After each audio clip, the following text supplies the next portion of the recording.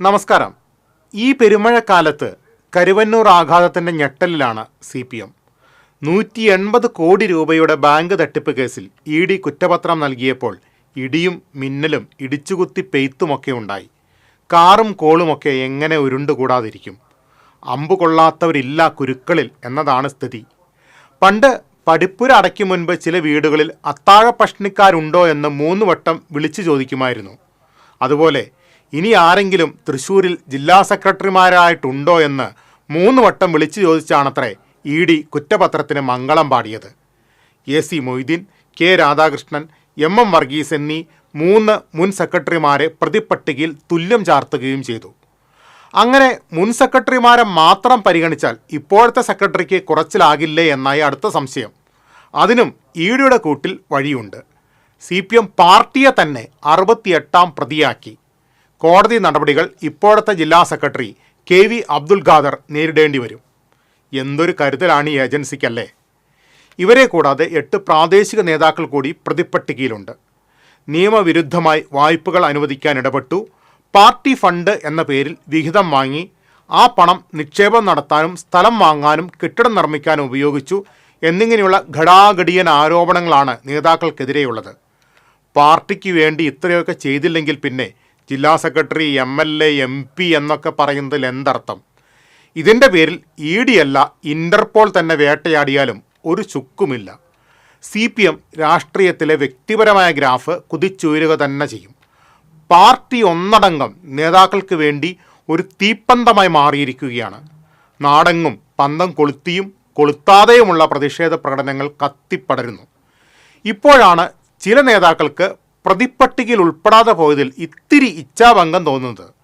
MK Kannan, PK Biju, Anoop Davis, കാട തുടങ്ങിയവരെല്ലാം കൊച്ചിയിലെ ED ഓഫീസിലേക്ക് നിരവധി തവണ ചോദ്യം ചെയ്യലിന് ടിക്കറ്റ് എടുത്തവരാണ്. പക്ഷേ ഇവർക്കൊന്നും പ്രതികളാകാനുള്ള യോഗവും യോഗ്യതയുമൊക്കെ ഇല്ലാതെ പോയി. എന്തു ചെയ്യാം? ഇനിയും വിറക് വെട്ടിയും വെള്ളം കോരിയും പണിയെടുക്കുക തന്നെ. എന്തായാലും കുറ്റപത്രം സമർപ്പിച്ച സമയവും സന്ദർഭവുമൊക്കെ ഇഴകീറി പരിശോധിക്കുകയാണ് ഇടത് രാഷ്ട്രീയ ജ്യോത്സ്യന്മാർ. നിലമ്പൂരിൽ ഉപതെരഞ്ഞെടുപ്പിന് നിലമൊരുങ്ങിയപ്പോഴാണ് പാർട്ടിയുടെ നില തെറ്റിക്കാനുള്ള കേന്ദ്ര ഏജൻസിയുടെ പൂഴിക്കടകൻ. എന്നാൽ വിരട്ടലൊന്നും വേണ്ടെന്ന് പാർട്ടി പത്രം കട്ടായം പറഞ്ഞു കഴിഞ്ഞു. മറുവശത്ത് കുറുന്തോട്ടിക്ക് വാദം എന്നതാണ് EDയുടെ സ്ഥിതി. കൊച്ചിയിലെ ED ഉദ്യോഗസ്ഥൻ തന്നെ കൈക്കൂലി കേസിൽ വിജിലൻസ് അന്വേഷണത്തിൻ്റെ റഡാറിലാണ്. ഏജന്റുമാരെ ഉപയോഗിച്ച് കോഴ പിരിച്ചെടുക്കുന്നതിലായിരുന്നു ഇദ്ദേഹത്തിൻ്റെ വൈദഗ്ധ്യം. ഈ കേസിനുള്ള മറുമരുന്നാണോ കരുവന്നൂരിലെ പുതിയ നീക്കം എന്നതാണ് ചിലരുടെ സംശയം.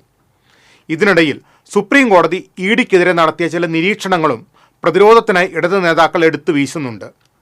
കൊടകര കുഴൽപ്പണ കേസിൽ മുൻ സംസ്ഥാന പ്രസിഡന്റ് അടക്കമുള്ള BJP നേതാക്കളെ കണ്ടപ്പോൾ കേന്ദ്ര ഏജൻസി അന്വേഷണത്തിൻ്റെ കവാത്ത് മറന്നോ എന്നാണ് അടുത്ത ചോദ്യം. അതേസമയം കരുവന്നൂരിൽ ക്രമക്കേട് നടന്നു എന്ന കാര്യം CPMഉം സമ്മതിക്കുന്നുണ്ട്. ഉത്തരവാദിത്വം പാർട്ടിക്കില്ല എന്നുകൂടി ഉറപ്പിക്കുന്നു. പക്ഷേ കോൺഗ്രസിന് തൃപ്തിയായിട്ടില്ല. K രാധാകൃഷ്ണനും AC മൊയ്തീനും പാർലമെന്ററി സ്ഥാനങ്ങൾ രാജിവെക്കണമെന്നാവശ്യപ്പെട്ട് സമരമഴ നനയുകയാണവർ. കരുവന്നൂരിൽ തട്ടിയെടുത്ത 180 കോടി രൂപയിൽ 126 കോടിയുടെ സ്വത്തുവകകൾ ED ഇതിനോടകം കണ്ടുകെട്ടിയിട്ടുണ്ട്. തട്ടിപ്പ് നടത്തിയ ഭരണസമിതിയെ പിരിച്ചുവിട്ടതിന് ശേഷം അഡ്മിനിസ്ട്രേറ്റീവ് കമ്മിറ്റിക്കാണ് ഭരണ ചുമതല. കിട്ടാക്കടങ്ങൾ തിരിച്ചുപിടിച്ചും സർക്കാരിൻ്റെ കൈത്താങ്ങിലുമൊക്കെ പ്രതിസന്ധിയിൽ നിന്ന് കരകയറാനുള്ള തീവ്ര ശ്രമത്തിലാണ് ഇപ്പോൾ ബാങ്ക്. എന്നും സാധാരണക്കാരൻ്റെ ആശ്രയമായ സഹകരണ സ്ഥാപനങ്ങൾ നമ്മുടെ ഗ്രാമീണ സമ്പദ് വ്യവസ്ഥയുടെ നട്ടെല്ലാണ്. നല്ല മാതൃകകളുടെ നന്മയൂറുന്ന അനുഭവങ്ങളിലൂടെ കേരളത്തിൻ്റെ അഭിമാനമായി മാറിയ സഹകരണ മേഖലയിൽ കടന്നുകൂടിയ പുഴുക്കുത്തുകൾക്ക് രാഷ്ട്രീയ ഭേദമില്ല. ഇങ്ങ് കരുവന്നൂരിൽ CPM ആണ് പ്രതിക്കൂട്ടിലെങ്കിൽ അങ്ങ് പുത്തൂര് കോൺഗ്രസ് ആണ് അഴിമതി നിഴലിൽ. മുഖം നോക്കാതെയുള്ള നടപടികളാണ് ഇവിടെ ആവശ്യം. അഴിമതിയുടെയും ക്രമക്കേടുകളെയും കറുത്ത എണ്ണപ്പാടുകൾ നീക്കിയേ തീരൂ. അങ്ങനെ സുതാര്യമായ പ്രവർത്തനങ്ങളുടെ നീലിമ പടരുന്ന മഹാസമുദ്രമായി നമ്മുടെ സഹകരണ രംഗം മാറുമെന്ന് തന്നെ നമുക്ക് പ്രതീക്ഷിക്കാം.